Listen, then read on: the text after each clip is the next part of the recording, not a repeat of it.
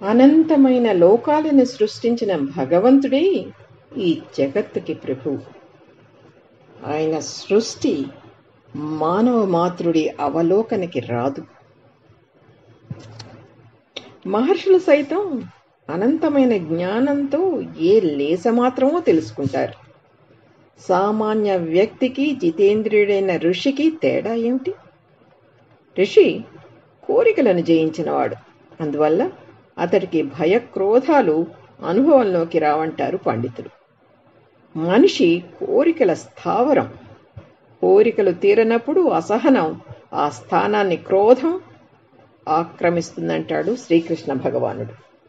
భగవంతుడి సువిశాల సృష్టిలో గడ్డి మైదానాలు, ఎడారులు, అరణ్యాలు, పర్వతాలు, సముద్రాలు, వాటి ఆవల దిగంతాలు, వాటి ఆవల తమ ఆకర్షణ పరిధిలో అంతరిక్షంలో తేలియాడే అనేక నక్షత్ర గ్రహ సముదాయాలు ఉన్నాయి. ఆకాశం ఎంత మేర వ్యాపించి ఉన్నదన్నది ఊహకి అందని విషయం.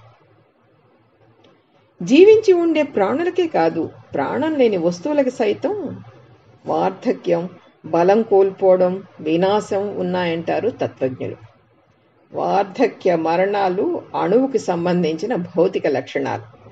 దైవం అణువులో అణువుగా, ఘనంలో ఘనంగా, బ్రహ్మాండాలను ఆక్రమించిన విక్రముడిగా ఉన్నాడు. మనిషి సాధన పండించుకుని ఎప్పటికైనా దివ్యత్వాన్ని తెలుసుకోవాల్సి ఉంది. అయితే అతడి ఎదుగుదలకి అడ్డు తగిలేవి భౌతికమైన కోరికలే. హాయిగా జీవించాలన్న కోరిక వల్లే అది తీరదేమో అన్న శంక వెంటాడుతుంది. వెలుగు వెంట నీడల భయం ఆవహిస్తుంది. కోరికలు తీరనప్పుడు కలత చెందిన మనసు సులభంగా క్రోధావేశాలకి లోనవుతుంది. కోరికలకు మూలం మనసు. మనసును లొంగదీసుకోవాలని గీతాచార్యుడి సందేశం. వైరాగ్య భావన అలవాటు చేయడం వల్ల మనసు మనిషి మాట వింటుంది. వైరాగ్య భావన అలవాటు చేయడం వల్ల మనసు మనిషి మాట వింటుంది. తర్ఫీదులో భాగంగా ఋషులు ధ్యానానికి ప్రాధాన్యం ఇచ్చేవారు. ఇంద్రియాల వల్లే మనిషికి కోరికలు కలుగుతాయి. మంచి దృశ్యాన్ని చూడాలని, సుశ్రావ్యమైన శబ్దాలు వినాలని, సుగంధ పరిమళాన్ని ఆఘ్రాణించాలని, షడ్రుచులను ఆస్వాదించాలని, శీతోష్ణాలు హాయి గొలపాలని ఇంద్రియాలు కోరుకుంటాయి. ధ్యాన సాధనకు ఉపక్రమిస్తే ఇంద్రియాల వేగం తగ్గుతుంది, కోరికలు తగ్గుముఖం పడతాయి.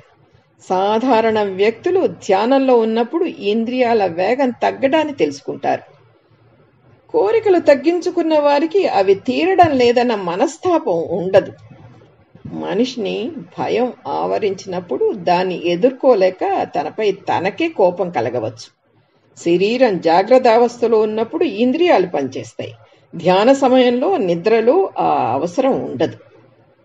రామకృష్ణ పరమహంస, భగవాన్ రమణ మహర్షి సామాన్యులను కలతలకు గురి చేసే భయంకర వ్యాధులను ఉదాసీనంగా చూడటం ఆశ్చర్యానికి గురి చేస్తుంది. అటువంటి వ్యాధులు వారికి భయం కలగజేయలేదు. చేతకాని తన సామాన్యులో క్రోధావేశాలు కలిగిస్తాయి. కోరికలను జయించిన సాధకులు భయక్రోధాలను జయించిన వారవుతారు.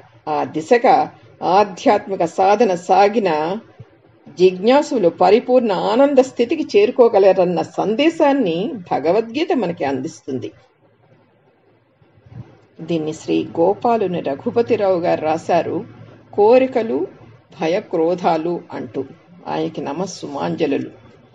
విజ్ఞులు వాళ్ళు చెప్పే విషయాలు మనసుకు పట్టించుకుని కొంతవరకైనా ఆచరించగలిగితే శాంతి కలుగుతుంది. మనశ్శాంతి అనేక రుగ్మతలను నివారిస్తుంది. ప్రయత్నిద్దాం.